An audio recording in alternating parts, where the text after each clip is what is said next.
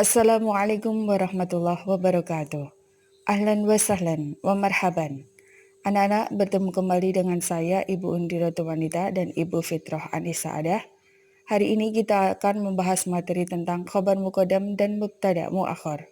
Jangan lupa untuk senantiasa menjaga kesehatan dan jangan lupa untuk berdoa.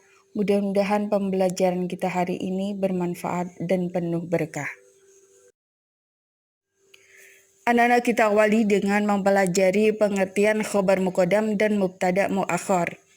Jika sebelumnya kita sudah mempelajari susunan mubtada plus khobar, jadi mubtada atau subjeknya ada di depan dan khobarnya atau predikatnya berada di belakang. Nah, hari ini kita akan mempelajari kebalikannya. Jadi khobarnya ada di depan atau predikatnya kita pindah ke depan dan mubtada'nya atau subjeknya kita letakkan di belakang atau di dalam istilah bahasa Arab disebut dengan khobar muqaddam dan mubtada muakhar. Nah, kita pelajari apa sih pengertian yang sebenarnya. Khobar muqaddam adalah khobar yang didahulukan atau diletakkan di depan mubtada. Jadi nanti khobarnya ada di depan. Sedangkan mubtada muakhar adalah mubtada yang diakhirkan atau diletakkan di belakang khobar. Jadi mubtadanya atau subjeknya diletakkan di belakang. Anak-anak, untuk lebih jelasnya kita coba aplikasikan di dalam kalimat. Contoh yang pertama yang berwarna kuning itu adalah contoh susunan kalimat yang sudah kita pelajari.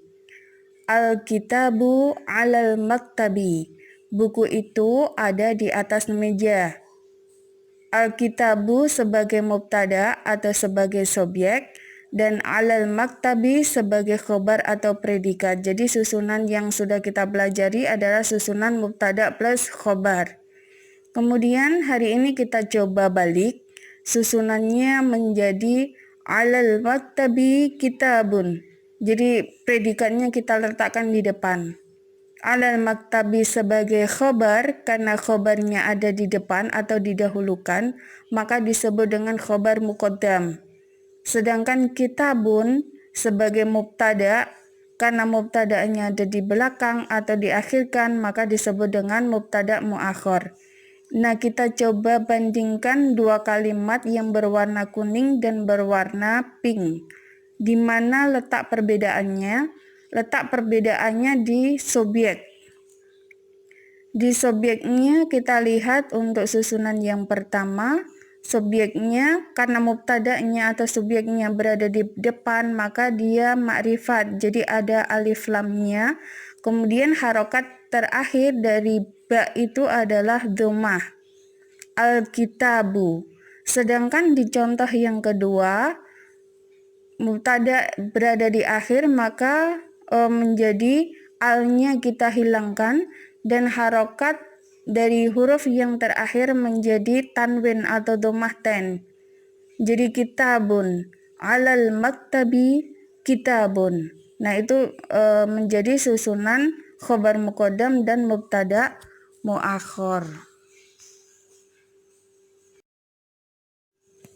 Contoh yang kedua, sama seperti contoh sebelumnya, di warna kuning itu adalah contoh yang sudah kita pelajari, yaitu susunan mubtada plus khobar atau subjek plus predikat.